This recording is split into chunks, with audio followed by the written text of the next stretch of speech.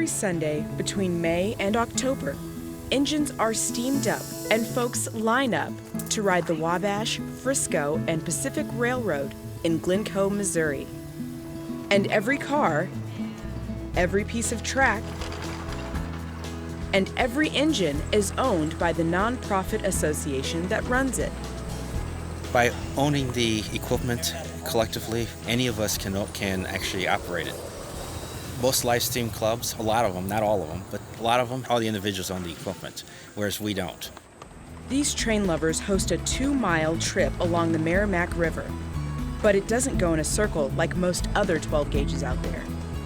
We go in an easterly direction about a mile, and then we go into some woods and down a little grade to a place we call Yateman Y, which was from the Missouri Pacific Railroad, and they deeded the property over to us. The really neat thing is that we operate a one-track main line.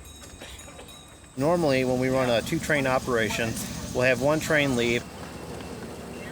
It goes all the way down to Yateman Y. They turn the locomotive, and that's about that time the second train gets ready to depart and go eastbound.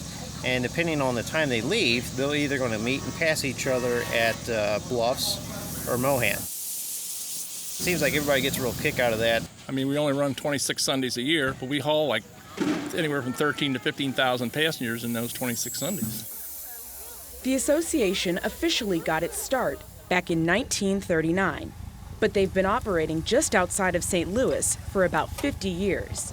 And while they're still the only scheduled steam-powered passenger train in the state, they run things a little differently than they did in the past. The association has always operated according to the basic railroad rules. Back in what I call the old days, between the 40s and 50s, they operated with timetable and train order. They also communicated between stations with either a telegraph or with a telephone. Today, we're still using train orders. However, they are now communicated by way of radio. We're still doing the same thing, we're just doing it in a more up-to-date, more modern way. One thing that hasn't changed in more than 70 years is the fact that members can join at any age. The only requirement is that they have a passion for trains and they're willing to work. I started out here when I was 11, and when I started out here, I had no idea what I was getting into. We do a lot of work in the off-season. That's the end of October till March, and we'll rebuild whatever needs to be done. 22 years ago, I joined, and it was basically weekends only.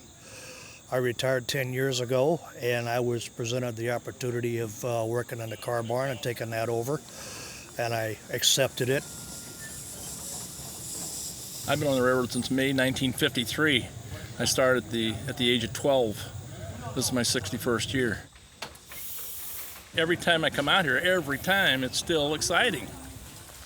From first Sunday in November all the way up until the last Sunday in April, I'm out here every Wednesday and every Sunday working on the track. At the end of the day, the biggest goal is to make sure that each passenger enjoys a safe and leisurely ride.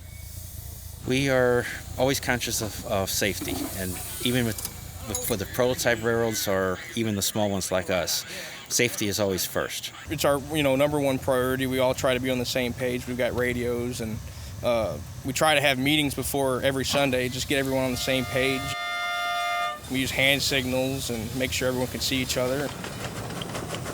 We run at 35 scale miles an hour, which is about 7 or 8 miles an hour. And as kids of all ages enjoy the steam engine experience, the folks at the WF&P hope the rides will continue to spark an interest that inspires the next generation to carry on the tradition. We're blessed, but we got 10 and 15 younger guys coming out to keep the thing going, and we'll continue to go on as we keep getting new ones all the time. One thing I would really hope is, that out of all the people that come out here, if I can instill the passion and drive to come out here and be involved in railroad like I am, that's going to keep the art alive. If I can instill that passion into at least one kid, I know that's one other person that'll be out here to continue this tradition, so you can actually feel it, hear it, and experience rather than just read it in a textbook.